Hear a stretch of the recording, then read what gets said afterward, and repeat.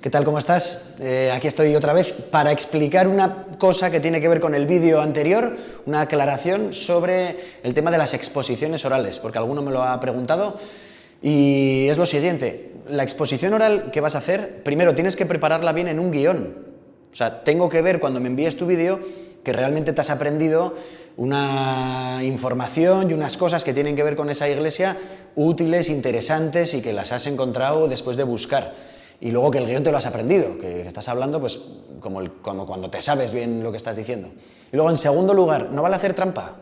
Cuando me mandes tu vídeo, quiero ver cómo miras a la cámara y demuestras que lo que estás diciendo te lo sabes. No vale tener una hoja delante o escondida o detrás de la cámara, porque como me mandes un vídeo en el que yo vea que estás leyendo, lógicamente esa exposición para mí no va a contar. Tienes que saberte lo que nos estás contando.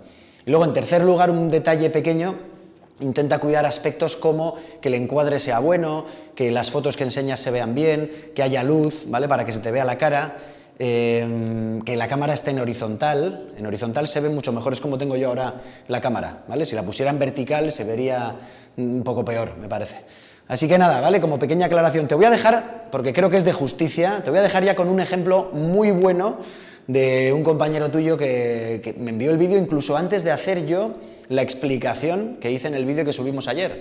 Es el vídeo que me ha mandado Miguel desde su casa, Miguel Alonso de Sexto C, hablando muy bien de una iglesia cercana a todos nosotros, una iglesia que hay en Romo, que yo de hecho no conocía, y vais a fijaros en que hace muchas cosas muy bien. En primer lugar, descubre cosas de esa iglesia que no sabíamos y que posiblemente él ha tenido que informarse de eso. Enseña muy bien algunas de las... Una foto me parece que es la que enseña, en la que explica además una cosa que está muy bien. Puede que no haya cuidado mucho el tema de la iluminación, porque no se le ve muy bien a él, porque había luz por detrás. Normalmente, si te grabas y hay luz por detrás de ti, te deslumbra y se te ve a ti más oscuro. A ver si esto lo vamos cuidando.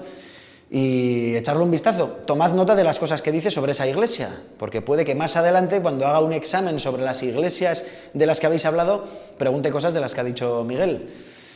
Ánimo, chicos, es que lo estáis haciendo muy bien, de verdad. Un saludo.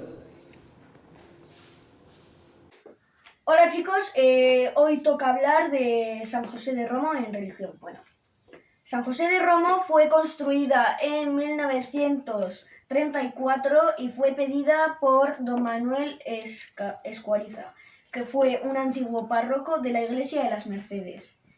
Podemos ver aquí en esta foto que cómo quería que quedase.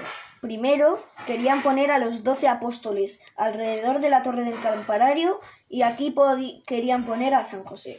Pero pusieron al final a los 12 apóstoles en la fachada principal de la iglesia y San José lo podemos encontrar dentro.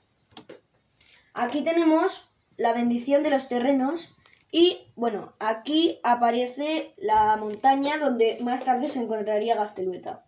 Y por último tenemos a don Manuel en la iglesia, aquí tenemos a San José. Y por último os voy a explicar qué estilo es. Esta iglesia es de estilo moderno porque, como hemos podido ver en la foto, es una iglesia alta y tiene paredes anchas tanto en el largo como en el ancho. Bueno, esto ha sido todo, muchísimas gracias y ya sabéis, yo me quedo en casa.